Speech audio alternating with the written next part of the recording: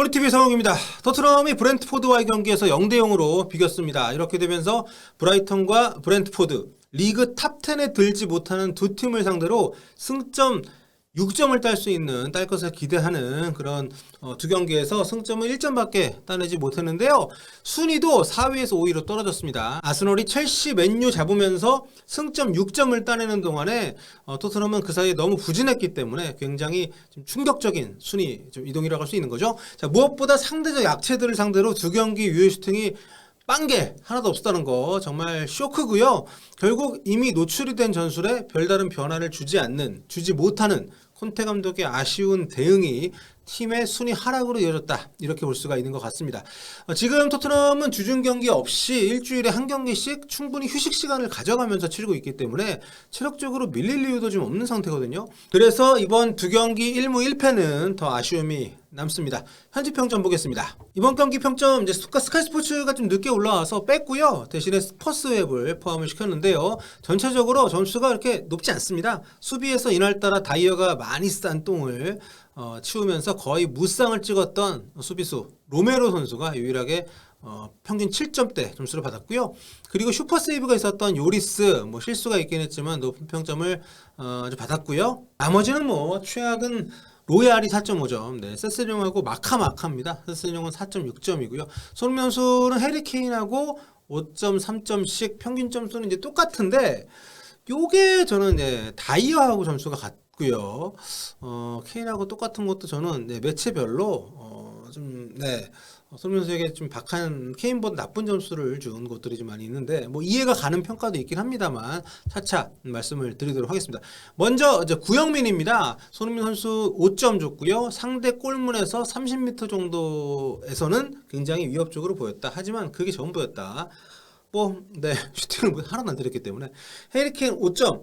후반전에는 좀 더 플레이에 개입하는 모습이었지만 너무 늦었고 영향력도 너무 없었다. 대한 쿨루스스키한테 4점을 줬고요.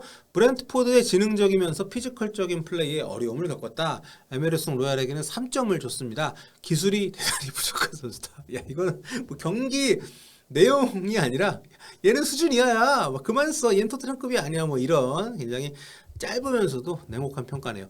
자, 에릭 다이어 4점. 계속된 똥패스로 토트넘의 리듬을 망가뜨렸어. 저는 이게 오늘 다이어에게 굉장히 적확한 그런 평가라고 생각을 하고요.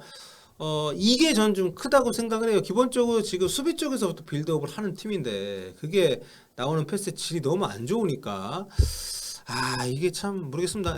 로드리고 벤탄코르도 4점. 몇 차례 빈둥거리는 모습이 있었다. 공을 좀 더 빠르게 처리할 필요가 있다. 그러니까 중원에서 좀 플레이가 간결하게 빠르게 좀 앞쪽으로 나와야 되는데 이제 그게 좀 되지 않았던 부분에 대한 비판적인 평가입니다. 다음 스포츠앱인데요. 로베로에게 8점을 줬고요. 손흥민 선수에게 그 다음으로 가장 높은 7점을 줬습니다. 자, 크리스티안 로메로 8점. 수비를 잘 해냈다. 높은 곳에서 압박해 수차례 공격권을 되찾았다. 토트넘이 무실점하는데 가장 크게 기여한 선수다. 많은 얘기죠. 경기 보신 분들은 공감하실 겁니다. 누가 볼을 뺏었다면 다 로메로예요. 누가 볼을 뺏겼다면 다이어고. 자, 손흥민 선수에게 7점 줬습니다. 토트넘 공격에서 가장 빛나는 불꽃이었다. 브라이트 스파크라고. 브렌트포드 수비진 사이에서 유일하게 턴과 질주가 되는 선수였다. 저도 여기 좀 공감을 합니다. 좀 그래도 뭔가 해보려는 움직임, 뭔가 기대가 되는 움직임을 보여줬던 유일한 공격수이기 때문에 그나저나 지금 대한 쿨루스스키가 너무 맛이 가가지고 두 경기 연속 저는 좀 바꿔줄 필요가 있을 것 같은데 선발 한번. 자, 해리케인한테는 5점을 줬네요. 경기에 빠져들지 못하는 플레이였다. 브렌트포드는 케인을 거칠게 다뤘고, 맞죠? 내려와서 볼을 받으려고 하면 여러 명이 에워쌌다. 굉장히 힘든 경기였습니다. 케인 입장에서는. 라이언 세세뇽이 5.5점을 줬습니다. 전반전 수비 커버 장면은 아주 인상 깊었다. 그랬나? 팀이 필요할 때 전진한 상황에서 거의 아무것도 도움을 주지 못했다. 몇 차례 크로스는 정말 끔찍했다. 그렇죠. 콘테 감독 거의 눈에서 욕이 나오는 것 같은 그런 장면이 있었는데. 자, 다음은 풋볼 런던 가보겠습니다. 여기는 늘 그렇듯이 좀 헷갈려요. 뭔 생각을 하는지. 손흥민 선수한테 4점 줬습니다. 브렌트포드 박스에서 몇 차례 침투가 있었지만 의미 있는 장면은 없었다. 오늘 같은 경기에서는 평점을 나쁘게 줄 수 있다고 봅니다. 근데 케인보다 못했나? 저는 좀 아쉬워. 설명도 2배 이상 차이가 납니다. 그 설명하는 줄이. 캐리 케인에 대해서 5점 주면서 전반전에는 경기에 빠져들지 못했지만 얀손의 결정적인 헤더가 골이 되는 걸 막았다. 아, 이거는 이해합니다. 케인이 거기에서 헤더로 걷어내지 않았다면 실점하고 졌을 거기 때문에 이것 때문에 평점 더 주는 거는 저는 인정. 막판 오른쪽 골대로 빗나간 아크로바틱한 슈팅을 때렸다. 그 장면도 좋았죠. 자, 대한 클루스스키 4점. 이번에도 존재감이 없는 경기였다. 어나니머스. 참 이 클루스스키가 좀 살아나 줘야 되는데 좌우의 균형이 좀 안 맞으니까. 그리고 지금 토트넘의 윙어들은 윙백들의 지원을 거의 못 받는 경기를 매 경기 하고 있어서 이게 좀 아쉬움이 있습니다. 자, 에릭 다이어한테 5점을 줬고요. 별로 압박을 받지 않는 상황인데도 수비 진영에서 여러 번 패스 미스가 있었다. 그런데 손흥민보다 평점을 높게 준다고? 네. 크리스티안 로메로 8점 줬습니다. 좋은 인터셉트와 태클이 많았다. 오늘 최고의 선수였다. 맞는 얘기죠. 자, 마지막으로 이브닝 스탠다드 한번 보고 가겠습니다. 자, 손흥민 선수에게 5점을 주는데요. 끊임없이 상대 진영으로 침투했지만 답을 얻을 수가 없었다. 그렇죠. 뭐 사실 움직임이 가장 활발했던 건 맞습니다. 위에서도 쭉 뭐 이런 부분에 대해서는 인정을 좀 했죠. 계속해서 뭔가 해보려고 하고 또 가벼운 움직임이 있었고 연계도 뭐 괜찮았고요. 그런데 뭐 연결이 그러니까 본인이 박스 안에 침투했을 때 패스를 거의 받지 못했기 때문에 문전 근처에서는 본인에게 기회가 있을 때 패스를 내주는 장면들이 있긴 했습니다만 전체적으로 뭐 합당한 평가를 받기 어려운 경기였습니다. 자, 해리케인 6점 줬고요. 여기도 뭐 그것 때문에 준 거네. 얀손의 헤더를 막아내는 등 수비 쪽에서 더 인상적인 하루였다. 공격수인데 수비 잘해가지고 좋은 평점 받았습니다.